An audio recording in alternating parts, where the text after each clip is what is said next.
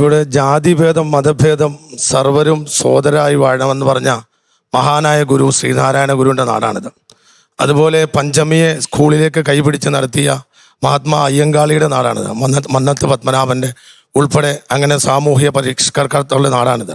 ഇവിടെ ജാതിയായിട്ട് വേർതിരിച്ചുകൊണ്ട് സാറ് പറഞ്ഞ ഒരു ഗുരുകുല സമ്പ്രദായം ഇവിടെ വരണമെന്ന്. അപ്പൊ ആ സമ്പ്രദായത്തിൽ താഴ്ന്ന ജാതിക്ക് പഠിക്കാനുള്ള യാതൊരു ജോർജ് അങ്ങനെ പറഞ്ഞോ?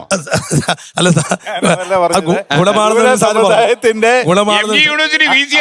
അന്തസത്ത ഉൾക്കൊള്ളണം. അതാണ് വിദ്യാഭ്യാസ രംഗത്തെ വിദ്യാഭ്യാസത്തിന്റെ അന്തസത്ത ഉൾക്കൊണ്ടേ ഉള്ളൂ. അതിനുണ്ടായ ഒരു ക്വാളിറ്റിയെ കുറിച്ചാ പറഞ്ഞല്ല, ഗുരുകുലം കൊണ്ടുവരണം. ആ സമയത്ത് തമ്മിലുള്ള ബന്ധവും ഹൈദരാബാദ് യൂണിവേഴ്സിറ്റിയുടെ ആഴവുമാണ് സാർ ഉദ്ദേശിച്ചത്. അതിന്റെ പോസിറ്റീവ് മാത്രം എടുക്കണം എന്നാണ് ഉദ്ദേശിച്ചത്. അതിന് ആ ഗുരുകുലം എന്നുള്ളൊരു വേർഡ് ഉപയോഗിച്ചു എന്നുകൊണ്ട് അതിന്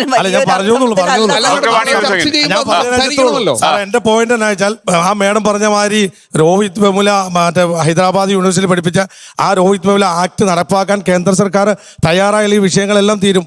ഇപ്പൊ അദ്ദേഹം പറഞ്ഞിട്ട് സർക്കാർ ഇടപെട്ടില്ലെന്ന്. ഇവിടെ ഏറ്റവും കൂടുതൽ ഈ ആദിവാസി മേഖലയിൽപ്പെട്ട പാവപ്പെട്ടവർക്ക് പഠിക്കാനുള്ള എല്ലാ സംവിധാനം നടക്കുന്നത് ഈ സർക്കാരാണ്.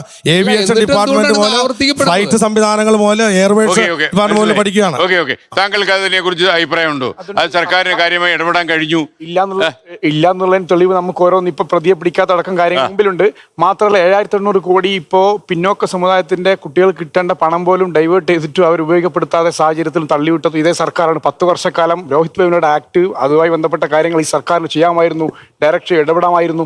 ഒരിടപെടലും ഈ സർക്കാരിന്റെ ഭാഗത്തുണ്ടായില്ല. ഈ 10 വർഷം കാലം കൊണ്ട് തന്നെ ക്യാമ്പസിൽ ഇന്ന ചേഞ്ച് വന്നു, എല്ലാ സമൂഹത്തെയും ഉൾക്കൊള്ളാൻ കഴിയുന്ന രൂപത്തിലേക്ക് ഇത് വളർത്തിക്കൊണ്ട് വന്നു എന്ന് പറയാൻ കഴിയുന്ന ഒരു സാഹചര്യം ഇപ്പോഴില്ലാതെ പഴയ പ്രശ്നങ്ങൾ ഇപ്പൊ പറഞ്ഞുകൊണ്ടിരിക്കുന്നത്.